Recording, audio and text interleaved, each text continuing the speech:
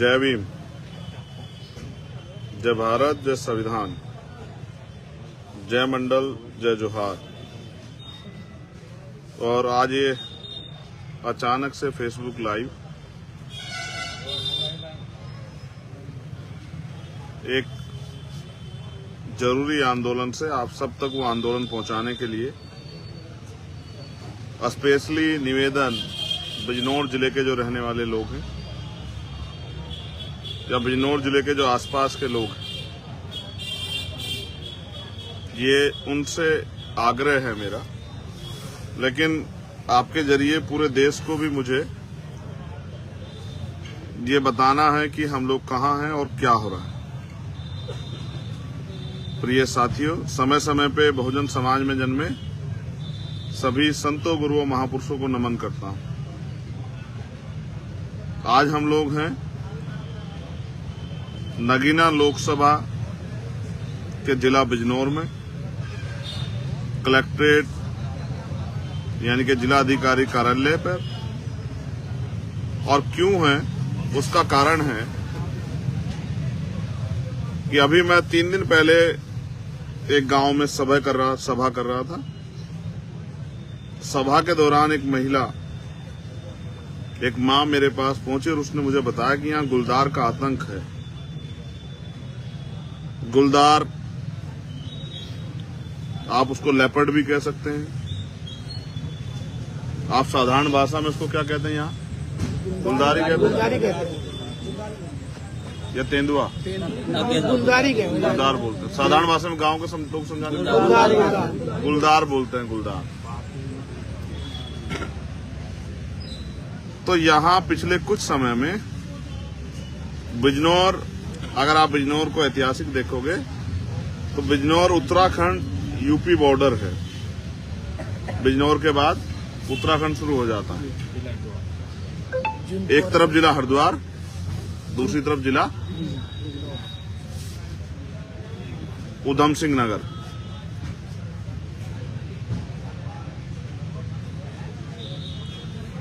तो हमने 21 तारीख में जिला अधिकारी को ज्ञापन सौंपने के लिए कार्यकर्ताओं से एक आंदोलन करने के लिए कहा, क्योंकि इस गुलदार के हमले में अभी तक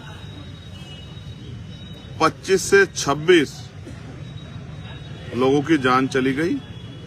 और मेरे इस घोषणा के बाद एक 12-13 साल की बच्ची को परसों गुलदार ने निवाला बनाया।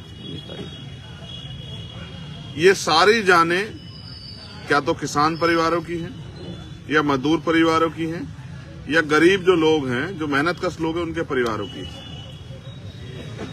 अब सवाल ये है कि बिजनौर और उत्तर प्रदेश और देश में क्या इंसान की जीवन की कीमत इतनी कम हो गई है कि 25-26 घटना होने के बाद भी ना सरकार ने या ना यहाँ के अधिकारियों ने उन परिवारों की सुध ली, ना उनके लिए कोई मुआवजा दिया, ना उनसे बात की, ना उनके दुख को, दर्द को कम करने का प्रयास किया।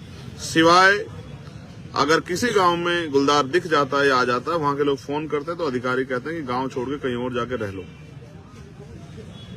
क्या किसी नेता के साथ अगर होता ये, तो क्या पुलिस यही जवाब देती है, प्रशासन यही कहता? क्या किसी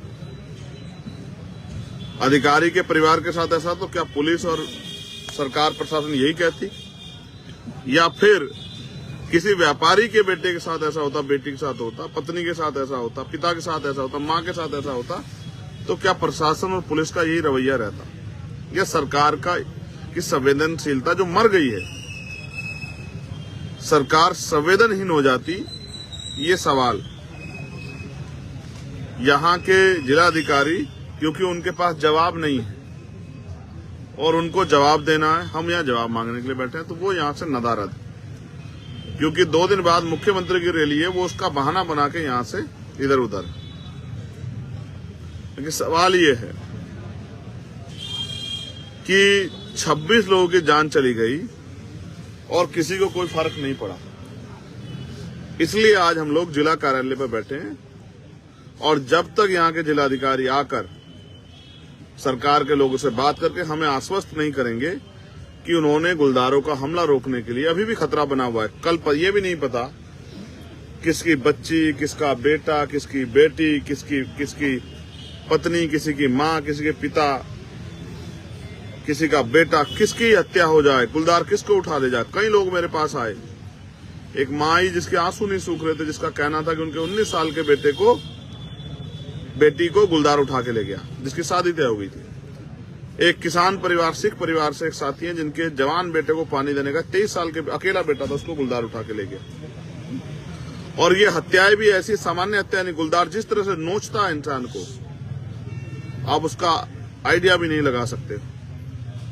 तो इसलिए मैं बिजनौर और बिजनौर के आसपास के साथियों से कहूंगा कि जो बहुत नजदीक हो वो अब आ जाएं। बाकी हमारे साथी कल सुबह बिजनौर पहुंचने का काम करें, जिला अधिकारी कार्यालय पर। हम यही डटे हुए हैं, क्योंकि बहुत ज्यादा मीडिया में इस खबर को नहीं रखा जाएगा, बहुत अखबारों में नहीं छपेगी, लेकिन हमारे पास ये एकमात्र साधन है सोशल मीडिया, जिसके जरिए हम आवाज उठा सकते हैं। तो आप महसूस कीजिए, बहुत सारे ऐसे लोग हैं जिनकी जीविका वो इसी तरह चलती है कि सुबह वो खेत में काम करने जाएं या मजदूरी करने जाएं, मजदूरी करने जाएं, लेकिन आज उन सब पे रोक लग गई है और वो लोग भूख से मर रहे हैं, क्योंकि उनको ये नहीं पता कि वो जाएंगे तो अपने बच्चों के लिए 2 टाइम का भोजन लेने के लिए, भोजन की व्यवस्था करने के लिए, और कहीं ऐसा ना हो किसी गुलदार का भोजन बन जाए। मजदूर खेत पे नहीं जा पा रहा है, महिलाएं घर से बाहर नहीं निकल पा रही, बच्चे स्कूल नहीं जा पा रहे हैं। और ये आजाद भारत है, गुलाम भारत नहीं है कि कोई सुविधाएं नहीं है। जैसा मैंने कहा, अगर ये ताकतवर लोगों के साथ होता तो अभी तक वहां बैरिकेडिंग लग गए होते, तार बाड़ हो गई होती, फोर्स बुला ली गई होती, बड़े बड़े। अब आपको जान का अचरज होगा कि गुलदारों की संख्या से भी कई गुना कम पिंजरों की व्यवस्था प्रशासन पे है। अभी मुख्यमंत्री जी की रैली है, लाखों रुपए उसमें खर्च होंगे, सरकारी पैसा, लेकिन गरीबों के लिए जो टैक्स देते हैं, गरीब जिनके टैक्स से सरकार चलती है, योजनाएं बनती है, उन गरीबों की सुध लेने के लिए सरकार के पास ना पैसा ना समय। इसलिए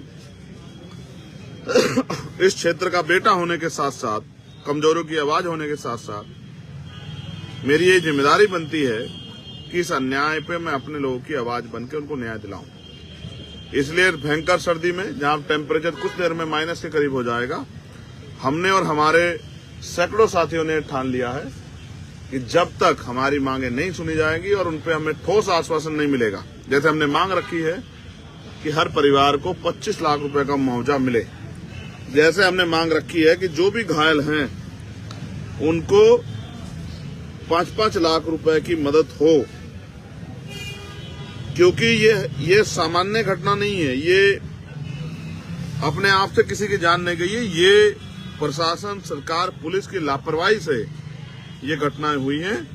इसलिए इसके लिए सरकार भी पूर्ण रूप से दोषी और प्रशासन भी, और इसीलिए यहाँ के जिलाधिकारी आंख नहीं मिला पा रहे हैं, क्योंकि उनको जवाब देना पड़ेगा कि 3 महीने से घटना चल रही है, आपने क्या कार्रवाई करी, उन पे शब्द नहीं होंगे बताने के, इसलिए वो मुंह छिपाए घूम रहे हैं, हमारे सामने नहीं आ रहे हैं। लेकिन वो मुंह छिपाए घूमे या सामने ना आए, इससे फर्क नहीं पड़ता, जनता की आवाज हमें उठानी पड़ेगी। जब तक हम सदन में नहीं है तब तक सड़कों पर उठाएंगे, धूप, आंधी, सर्दी, बारिश का सामना करते उठाएंगे, और जब हम सदन में जाएंगे तो सदन के पटल पे इन बड़ी बड़ी समस्या को, जिनको समस्या नहीं माना गया, उठाने का काम करेंगे, और जनता की आवाज बनकर उनके जिंदगी में परिवर्तन कराने का काम हम लोग करेंगे।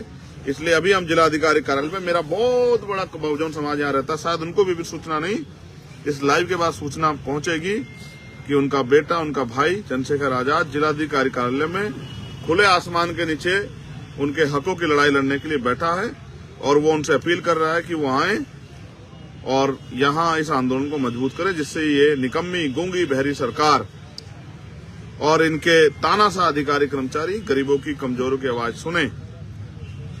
इसलिए मैं आपसे अपील करूंगा, बिजनौर आसपास जो नजदीक हों, बिजनौर शहर के लोग, आसपास के लोग, वो अभी आ जाएं, और जो दूर के लोग हों वो कल सुबह जो है जिला अधिकारी कार्यालय पर जरूर पहुंचे। मैं आपको यही मिलूंगा इस लड़ाई को, संघर्ष को आगे बढ़ाते, क्योंकि ये जनहित की लड़ाई है, जनता की लड़ाई है, गरीब, किसान, नौजवान, मजदूरों की लड़ाई है, और इस लड़ाई को लड़ना ही उनको न्याय दिलाना ही, उनके अधिकार की रक्षा करना ही, लोकतंत्र और संविधान की रक्षा करना ही हमारी जिम्मेदारी। इसलिए हम लोग यहाँ मैदान में डटे।